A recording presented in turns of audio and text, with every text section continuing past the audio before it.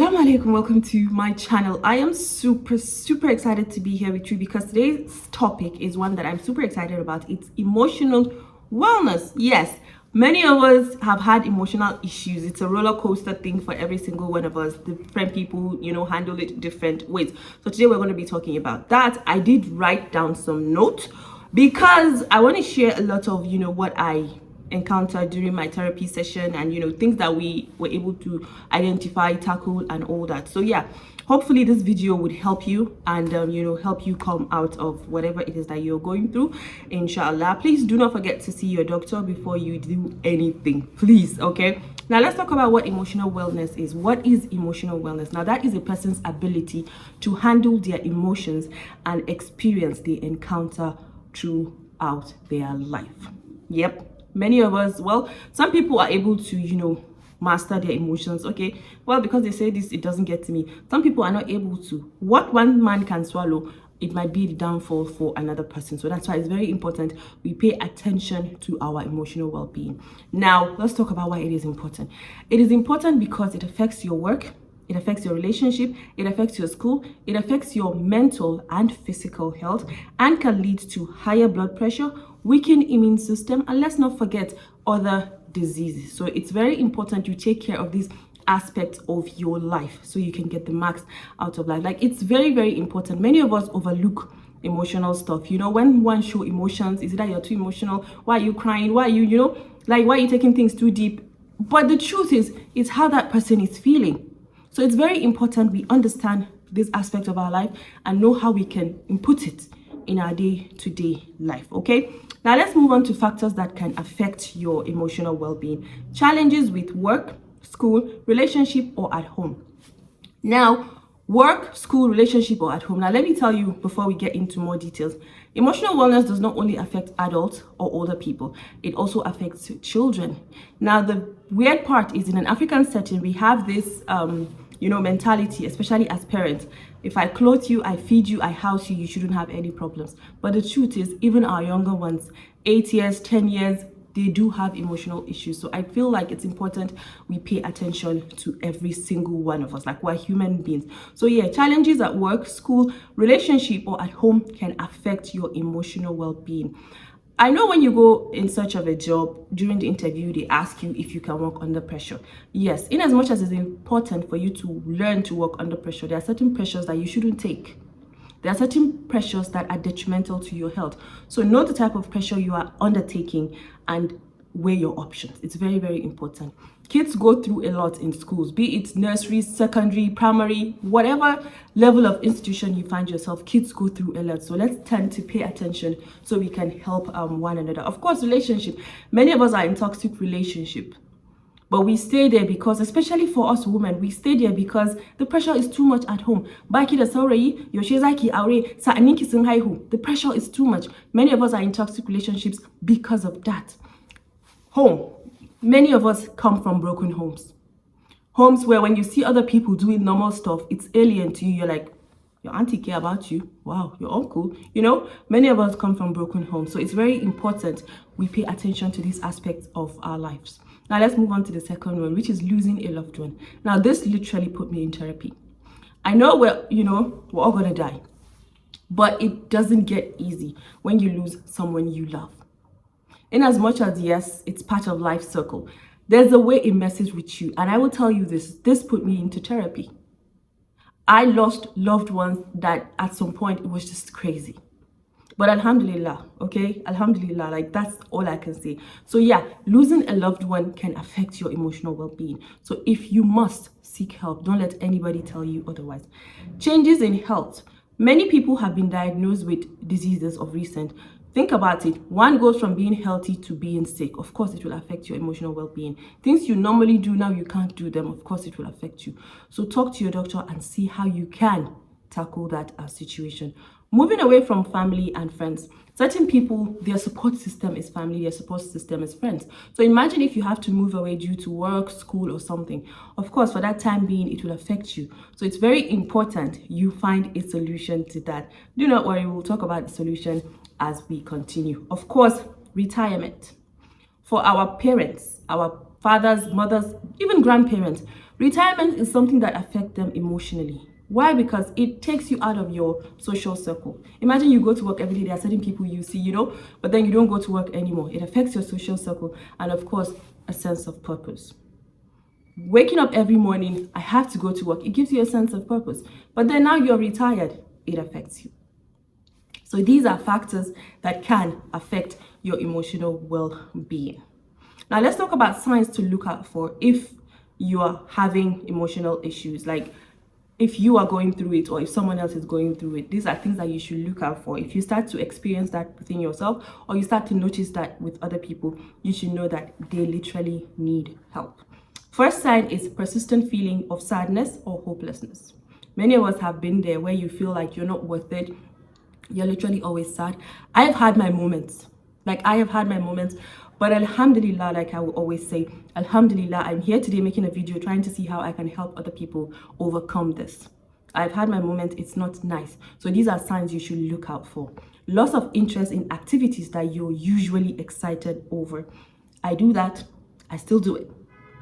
There are things that I enjoy, I don't enjoy them anymore. Not because they're not as fun as they used to be, but because emotionally I'm not there yet. So if you start to notice these signs, you need to see your doctor. And of course, mood swings. I am the queen of mood swings. I have mood swings. I can go from 0 to 100 in a minute, but I'm not apologizing for it. I'm working on it. A lot of people want you to apologize from, oh, we're laughing, and then you're not laughing anymore. Why are you squeezing face? I don't owe you an explanation. That's the truth. If you're not going to help me get through what I'm going through, then forget about it. Don't question me.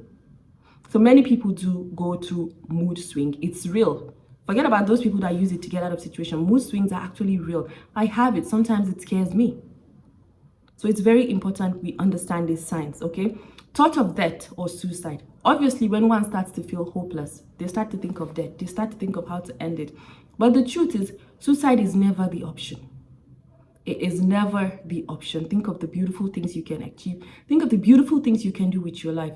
So yeah, if you start to feel this way, or if someone you know starts to feel this way, please get them help, okay? And of course, substance misuse. These are things that lead many people into drug abuse, drug use and all those things. You find people doing stuff that they would normally not do, but it's because they can't control what they're feeling.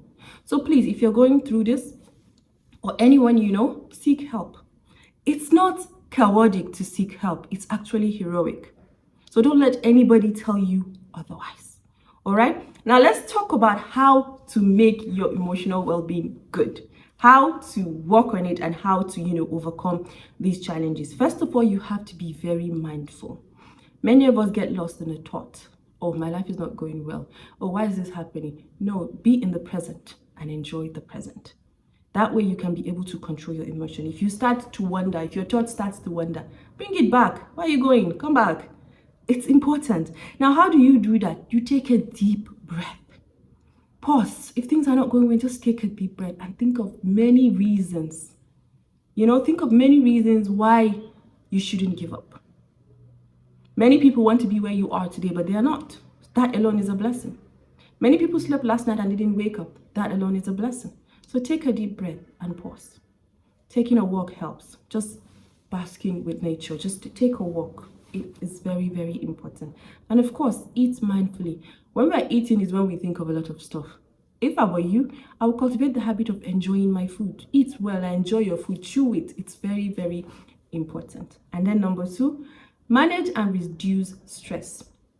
Yes, stress, we cannot avoid it. It's part of our day-to-day life. If you are a human being, you cannot avoid stress.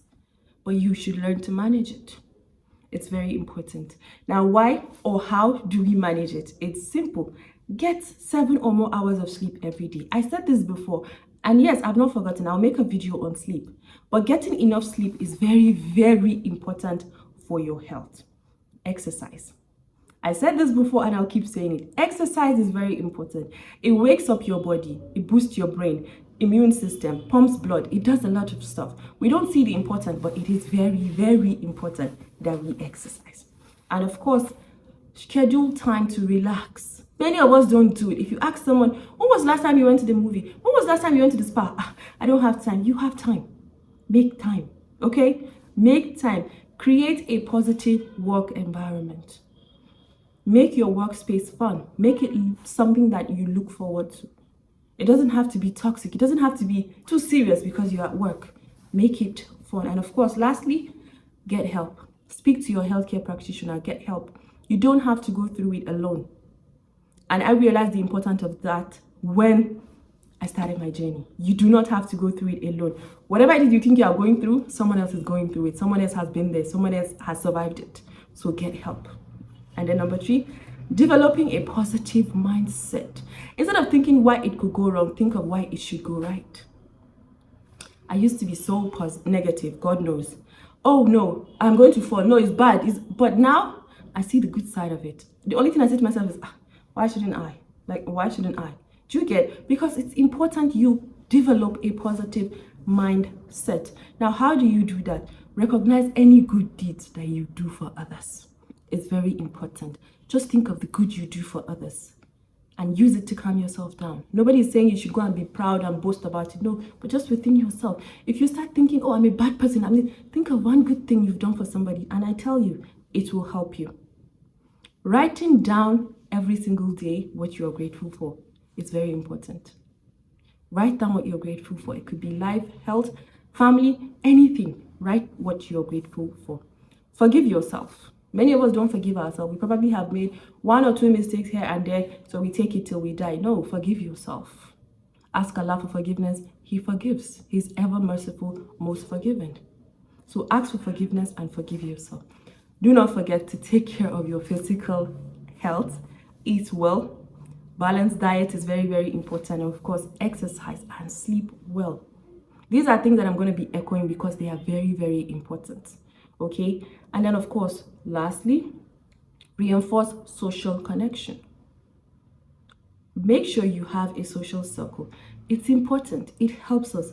Having someone to talk to, be it friend, be it family, whoever it is, it's very, very important. Now, how do you do that? Create positive relationship with your children, family, or friends. Don't be that father that when you're coming, your children are running away. Daddy's back, boom, boom, boom. The whole house is in chaos because everybody wants to hide. Don't do that. Create a positive relationship. It would help. One thing I've come to realize is kids help with mental health issues. They are amazing. So bring them closer. Don't push them away. Learn to ask for help from others. You're not an island. You can't do it all on your own. Learn to ask for help. Travel to new place. Traveling actually helps. It helps you see things from people's perspective. It helps you understand people's view of things. So learn to what? Travel. Create time for vacations. Just go. A week is not too much. Do that. Join a support group. You need people that have been through what you've been through because they are the people that would understand where you're coming from. So join a support group. Okay? Volunteer in doing what you care about. There are people out there that need help. There are people out there that need what you offer. Volunteer your time, and it's very important. And your life will change. Let's not forget, you need to learn to cope with loss. I said it earlier, losing a loved one put me in therapy. So it's very important that we learn how to cope with losses. It doesn't get any easier, but we move. Okay, so how do you learn to cope with loss? Talking with people that you love and trust. These days, it's not everybody you talk to. You can't go and tell someone how you're feeling. Before you know it, it's on social media. So identify the people that you genuinely love and trust. These are people you can talk to. Finding a grief support group. There are people who are grieving just as you are. Find them. You guys can be each other's companions. And of course, avoid making major decisions while grieving. Because sometimes these are decisions that we sit and we think of, why did I even do it? So avoid doing that. Now, you can also consider counseling, therapy, consulting someone professional to help you get through it if you can. That's what I did. It was something that I couldn't get through on my own, so I consulted a professional. And alhamdulillah, like I said, do not forget to prioritize your self-care. Be there for you. Uplift yourself, because whether we like it or not, at the end of the day, these are things that we have to do for ourselves.